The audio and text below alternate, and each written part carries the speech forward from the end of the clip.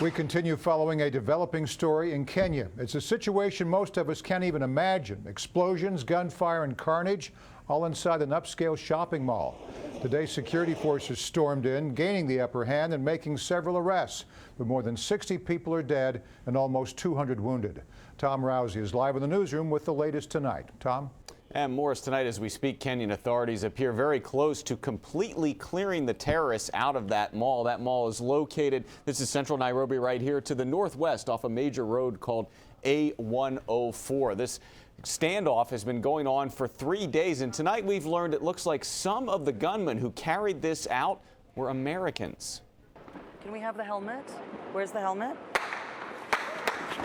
Witnesses say many of the terrorists who stormed the Kenyan mall spoke English. Kenya's foreign minister says 2 or 3 of them were Americans in their late teens. Overall, up to 15 gunmen are believed to have murdered at least 62 innocent people and injured 175. There was blood on the floor. D.C. area resident Sarah Head, a public health worker for ICF International in Fairfax, described escaping through a supermarket after hiding in a stairwell.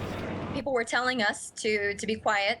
I was pretty afraid that it was unsafe to exit, but I did anyway. Many weren't so fortunate. One woman watched as a boy standing next to her young son was shot. The poor boy, I tried to, put my hand there to stop bleeding. I don't know what I was doing.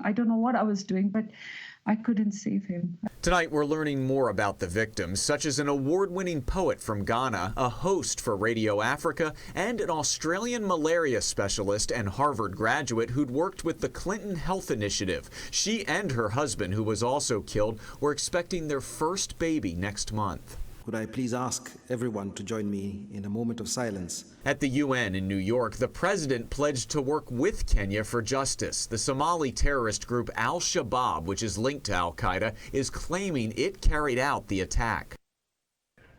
And tonight, Kenya's foreign minister is saying one of the terrorists who was an American was from Minnesota. It's unknown where the other 1 or 2 Americans were from. Now, U.S. officials are saying they can't confirm Americans were among the terrorists. As far as the victims, it appears around 5 Americans were injured, but as far as we know, nobody from the U.S. died. Morris?